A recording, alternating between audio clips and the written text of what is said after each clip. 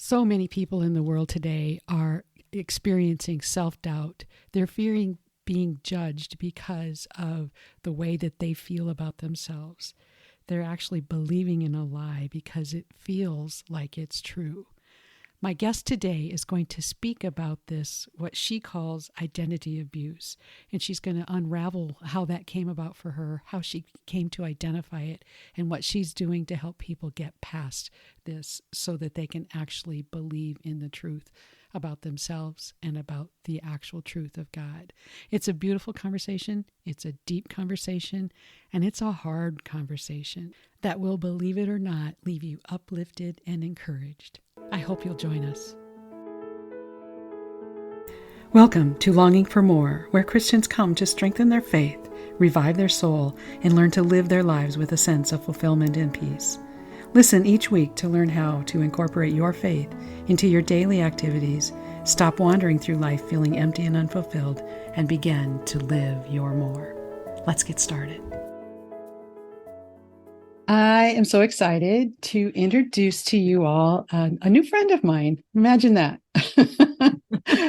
I love introducing the friends that God brings into my life. And just, it's always interesting the way that he connects us. And isn't that how life is?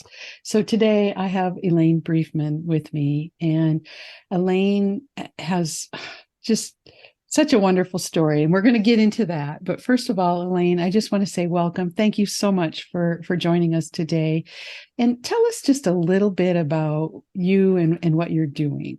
Well, thank you so much for allowing me to come and share. And right now, I do an online program helping Christians overcome self-doubt and also teach them professional speaking skills. Yes, wonderful. And that is so important because I feel like, we all know that we are called to speak out when God gives us the opportunity to do that. But it's so difficult to get out of our own way sometimes to share what sometimes it's even our story, and I always laughingly say, well, it's my story. If I can't tell it, who can, right? Right. But there's, Satan wants us to be afraid that somebody's going to judge us for our story. And one of the things that I really enjoy helping people with is to say, I'm going to expand my comfort zone instead of step outside my comfort zone, because that's scary. But if I'm going to expand my comfort zone, I'm bringing something into my comfort zone. And so sharing my story can be part of that comfort zone. Yeah. And you have a great format, if you will, to help people do just that on your website, right? Yes. And I think that that's really cool. And I don't know if that's something, maybe you want to just touch on it just a little bit to kind of, you don't have to do the teaching moment. We can send them to your website for that and I'll give them a link. But tell us just a little bit about what that looks like. So I took professional speaker training because I am a pastor and I wanted to be able to speak more effectively. And I thought of all the entrepreneurial things that crossed my path, it was called Messenger Maker. And I thought, okay, that sounds like something I could do. And it was professional speaking training. And I am the kind of person who likes to take complicated things and whittle them down and boil them down into the most basic things that people need to know and understand. And I created a 5-sentence framework for you to tell your story. So if you say it right, it could come down to like 3 sentences maybe.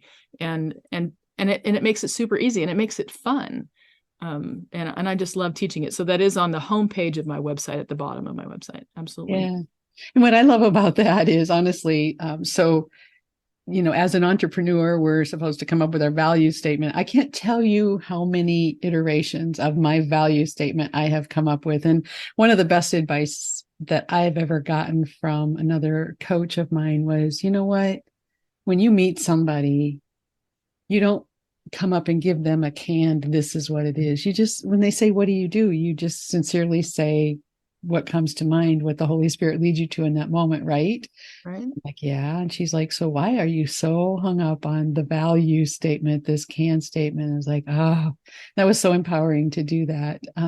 But I do like that you give that format to kind of just think about the pieces, parts that maybe should come into our story, because people do clam up. And especially in that moment when you get asked that question, If you at least, it doesn't have to be in any special order or any certain words, but if you kind of know what parts they need to plug in, that's very helpful, right? Yeah, it should be a joy. It should be a joy to be able to share that this is my before and after, yeah, I mean it should be a joy. It should be easy and a normal part of our conversation, especially as Christians in community. We should be able to do that easily. Yeah.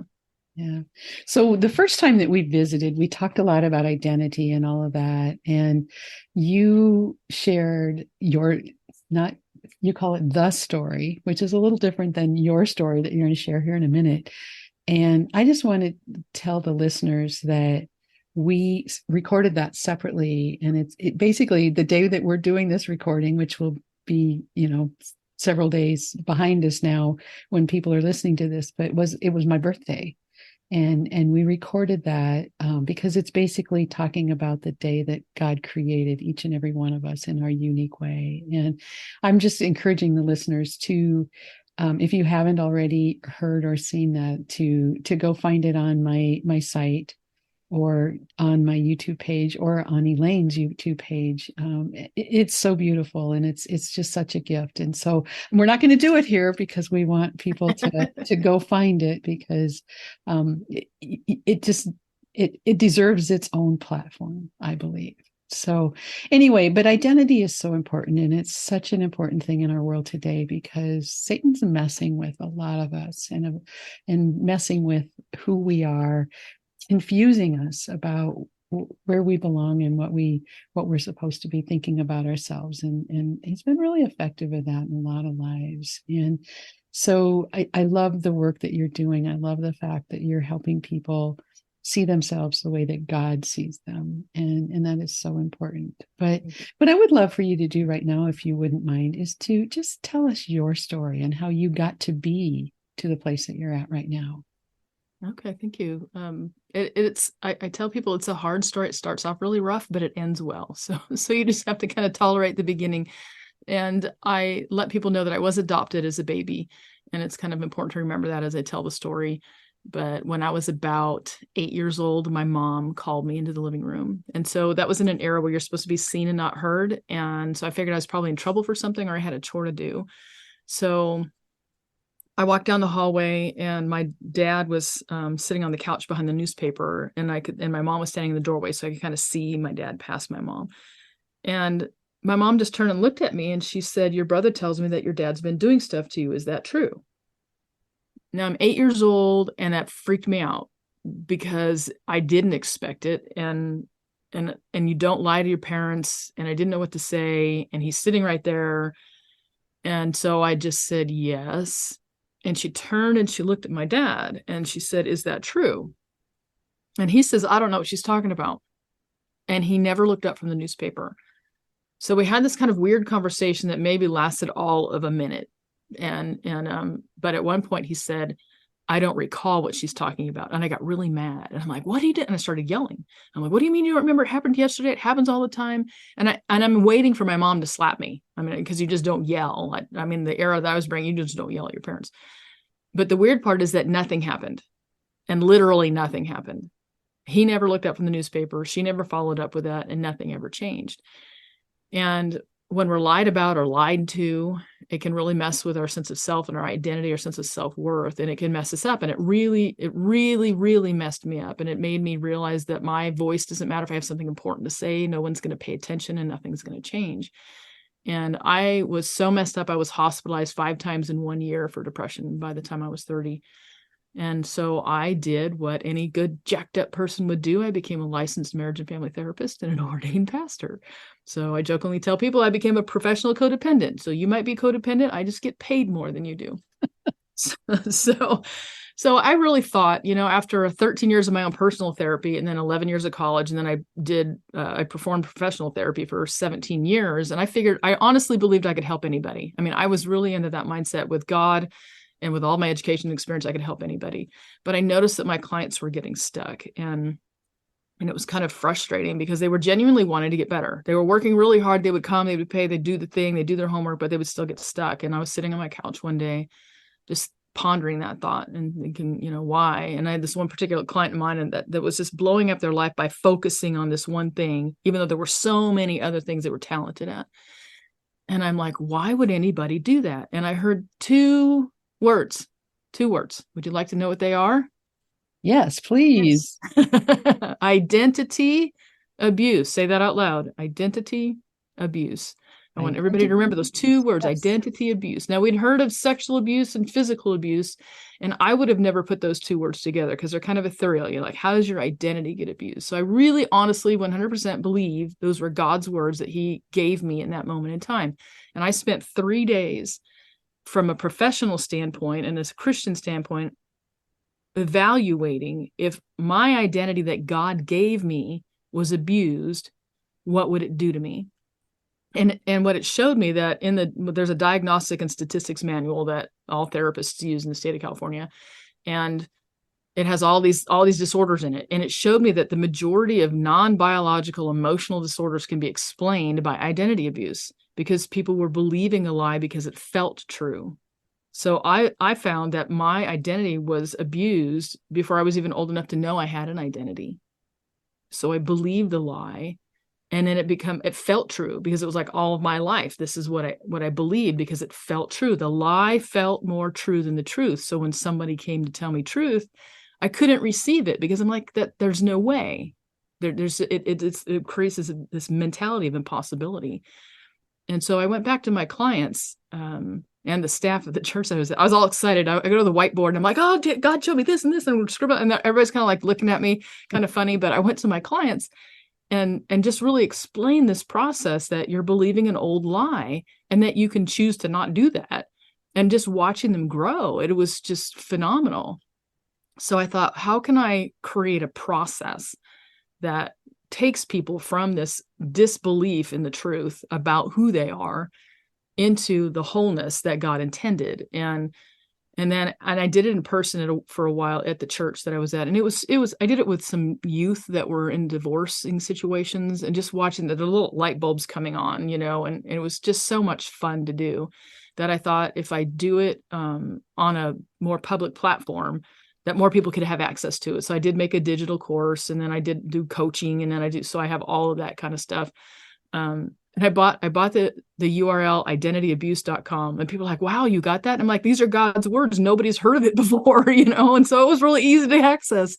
And so it covers 3 things. And so these are 3 things that I try to get everybody to remember. The first is that your uniqueness is eternally valuable to God. And I get people to say that my uniqueness is eternally valuable to God. It's not going to feel true, likely the first time you say it, but it is true. And then the second thing is the enemy is going to lie to you every moment of every day, constantly. There's going to be constant negative messages, and you can learn how to detect the lies. And then the third is you can choose. You can choose to believe the truth, even when it doesn't feel true. It's a choice. Everything that we believe, we have chosen. And so I would like to tell people at the end that thankfully 13 years later, when the police came knocking on my door, I was able to tell the truth, and my dad did go to jail. And so I tell people, you can choose, right? The truth will set you free. When you choose to know, the truth will set you free. And that is my story. Wow. So I just have to take a minute. Yeah, and that's why I tell people it starts off really rough, but it ends well. There's a lot in there. Absolutely. And the question that's coming up for me is, first of all, it's not even a question. The first thing that I think of is the fact that as children, we want to love our parents above all, right? So have you been able to forgive your father? Have you been able to reconcile to him at all? Or is that still just out there? It was that was a really big struggle, obviously. It would be for anybody. And I went through a process where I thought I forgave him because I'm like, well, I don't want to be around him, and I don't trust him because nobody would have him babysit their kids, right? And I went through this kind of mental thing of saying, well, I forgive him. And I didn't really understand the deeper processes of that. Um, and I had a situation where I was teaching a class on forgiveness, and we were supposed to bring a stone and write the name of somebody we need to forgive on it. And every time I thought about this class, I kept thinking about my dad. I'm like, I don't want to think about my dad. I don't want to. It's like, I forgave him. Why do I have to do this? So that in the middle of the class, it's like, okay, I gave everybody the little rocks. We had little pens, and I'm looking at my rock, and I just wrote dad, and I threw it in my purse. And then it was rolling around in the bottom of my purse for like the longest time, and every time I saw it, it was like so aggravating to me.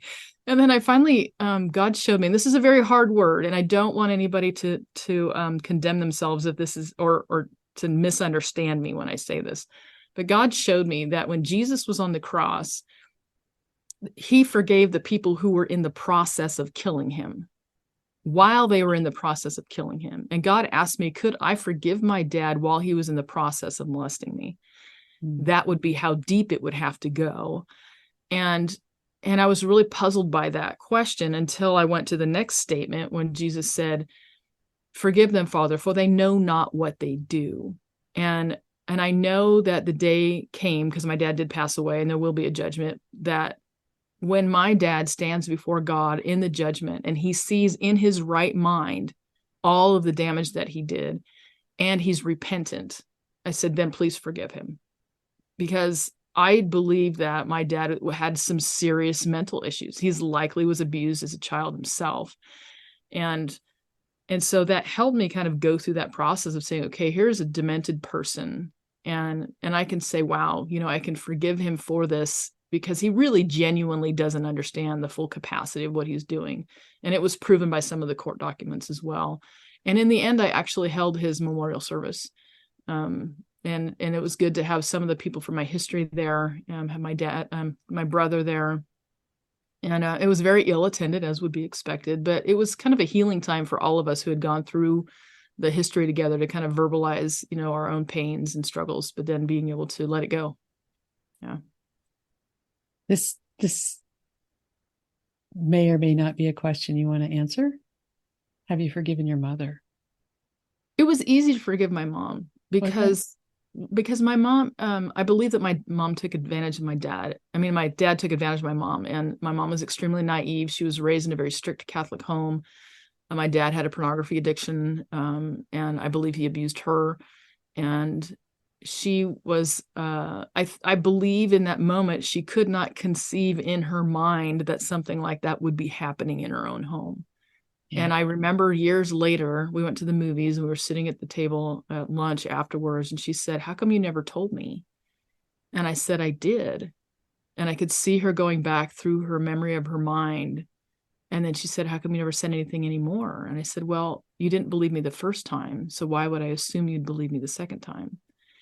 And so it was easier to have grace. There's people who are mad at me for having grace for my mom, but my mom didn't do anything to me. My dad was the one that was doing it to me. My mom could have intervened, yes, but I believe that she really honestly was ignorant beyond the capacity to make a change.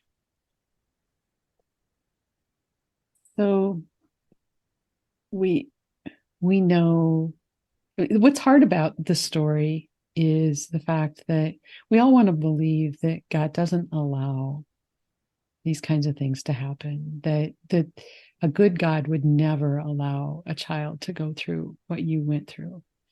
And we know that it happens time and time again in places that we would never imagine. And I've had similar conversations on other episodes in the past. When you have that conversation with somebody, and maybe they're trying to deny that there is a God because that happened, well, how do you respond to that? That's a great question. Thank you for asking. I know that it comes up rather frequently, as you can imagine, and I tell people that God put the world into motion, and he created the laws of gravity that we're glad work when we want them to, right? And all of these, the laws of nature, and he gave us free will. And to be able to say that God is supposed to intervene every time somebody's doing something bad, it would become a God that we don't trust, and a God that we would expect to do whatever we want whenever we ask. And it would keep us from being responsible for ourselves, because we would be able to go do bad things and know the bad things would not have the consequences, right, that they do now.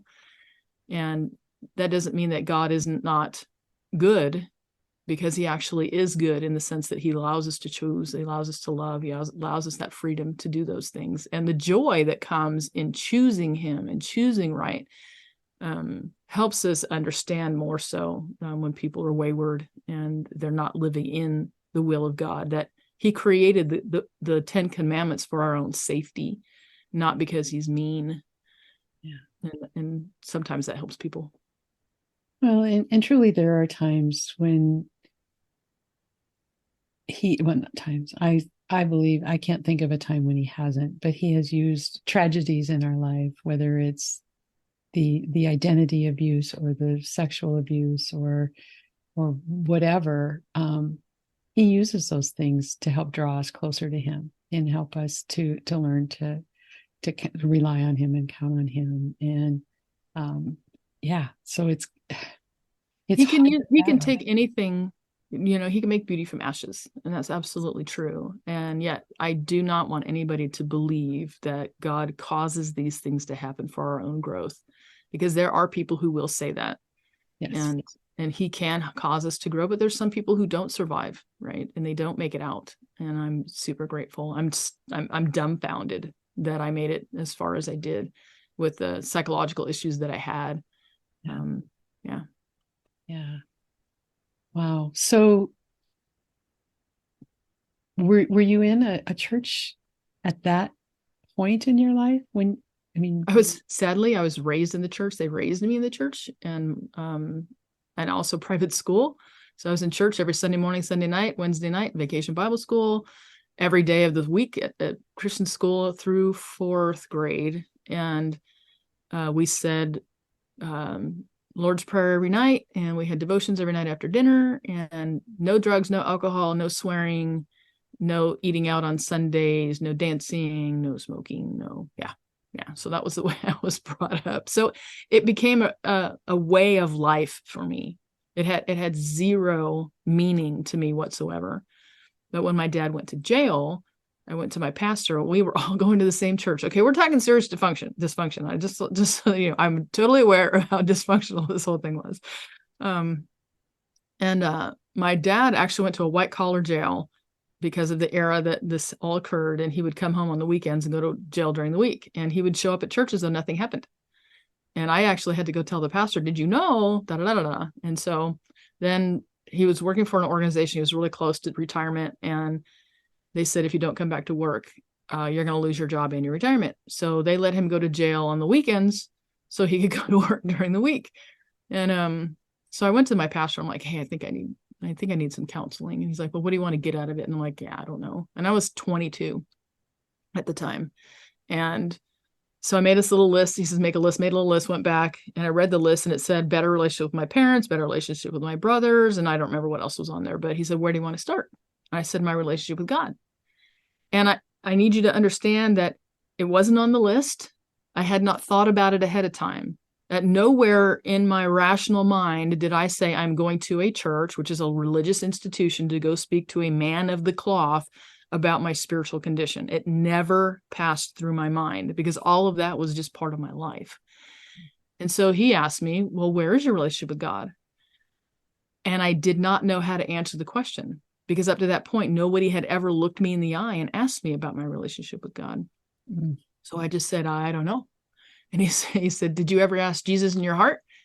And I said, well, yeah, when I was 5, during VBS, Vacation Bible School, my brother made me go down to the altar, and I cried because I didn't want to go. And the man that came to pray with me got mad because I wouldn't stop crying.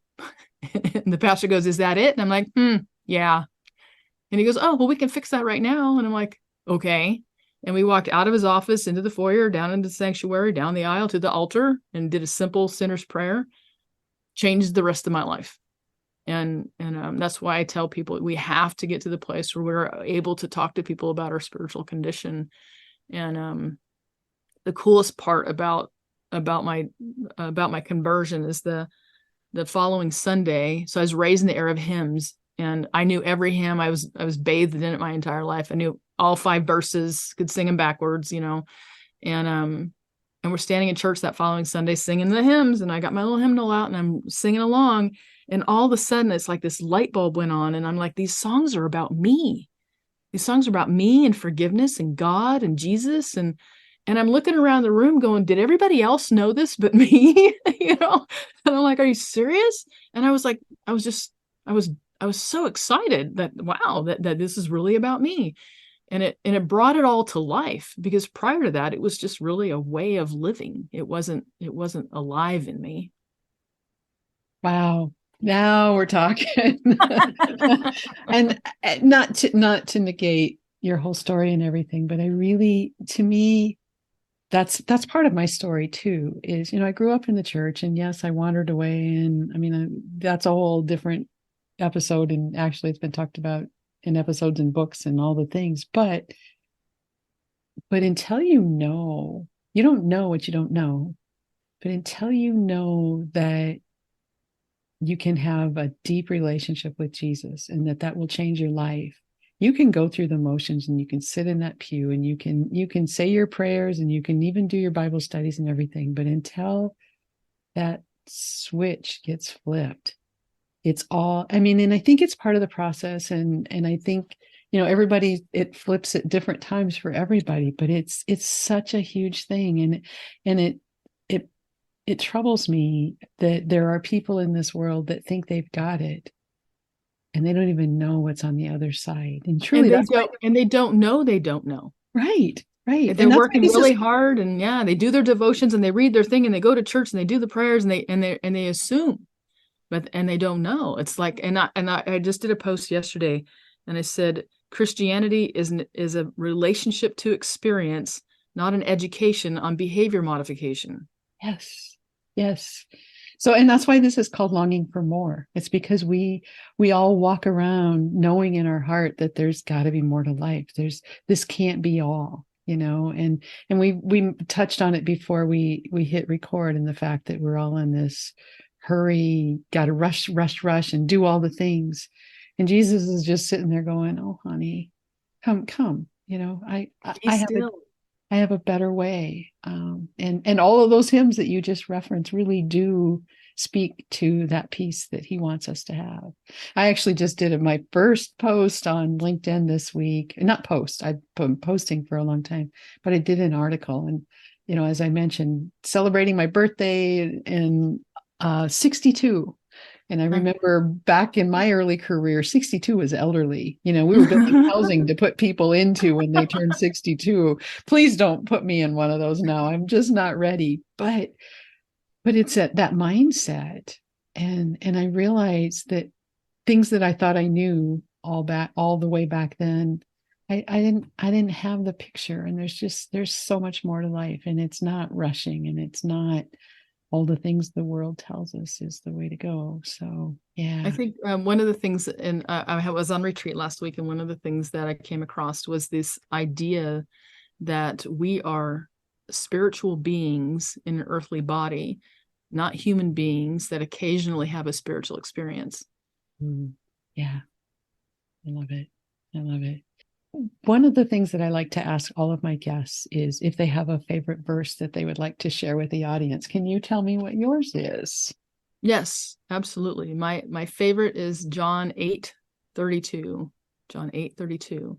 And this is where Jesus is sitting with his disciples, and he says that if you are truly my disciples, and then you will bathe yourself in my word, and then you will know the truth, and the truth will set you free.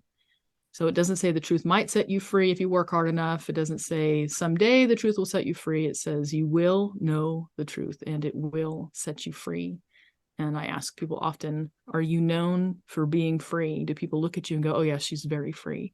And that's part of your demeanor. And if not, why not?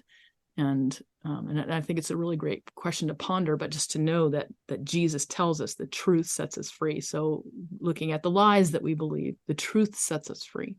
It doesn't say our emotions set us free, and our thinking sets us free, but the truth sets us free. Yeah. And freedom is entirely different than, not entirely, because there are so many parallels, but it is different than what we think. It's not the freedom to do anything we want. Actually, it is. Once we get in alignment, what we want is in alignment with what God Exactly. wants. Yeah. So it is There's, that freedom. But and yeah. I did a video one time, and the opening line is, "What would it be like if you were freed from all self-doubt?" Mm. Just imagine, that's what it says. Imagine a day when you are freed from all self-doubt. Just thinking about that, you can feel there would be a freedom. And so this isn't freedom, the harem scarum run around kind of freedom. It's just the freedom from the bondage of the things that the enemy puts in our way. Yeah. Yeah.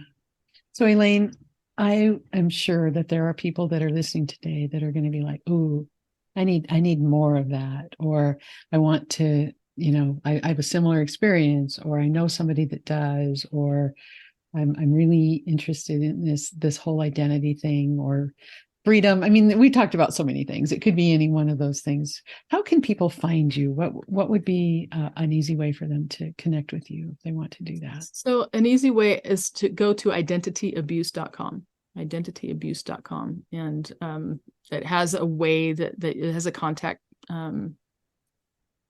link on there on the website. Okay. And it has the video, it has the story of the video, it has the teaching, how to share your story video right on the homepage. So it's, all right there. Excellent. Excellent. Any last thoughts that you have for the listeners today that maybe we haven't talked about that is important for them to know? So typically before I ever speak, I ask God, what do the people need to hear? And this is what he said to tell you guys: you are enough. You are enough. Words from God for you today. Excellent. And yeah, I don't need to even put a cap on that.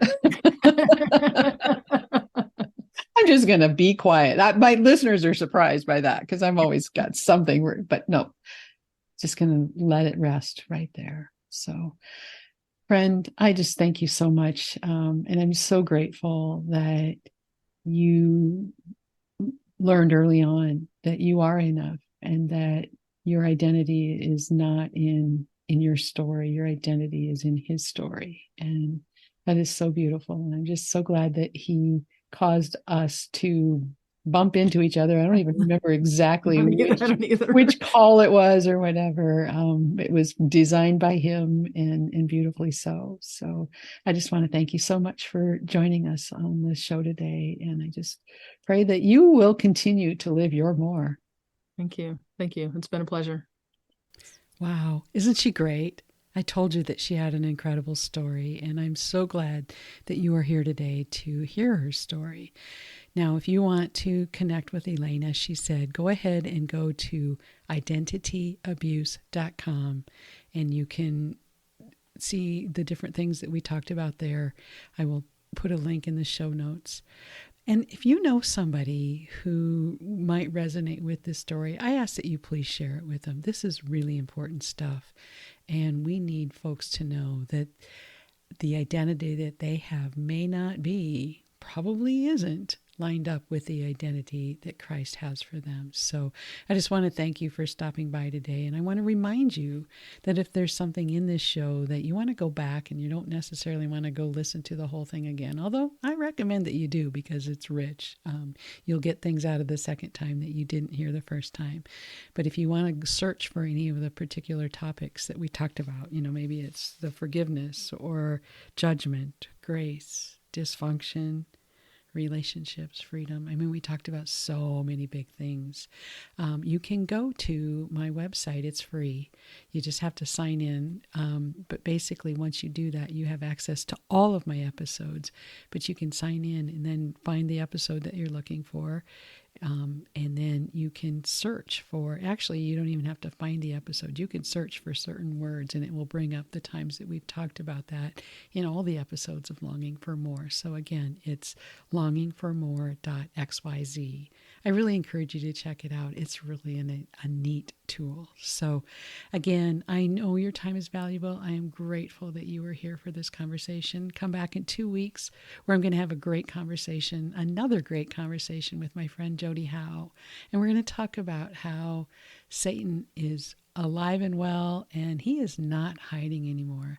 The things that he is up to are just blatantly out there for the world to see, and people aren't even realizing it. So that's another great conversation. I hope you'll come back to Longing for More not next week, in 2 weeks. Until then, I just pray that you will go, you will be blessed, and that you will always, always live your more.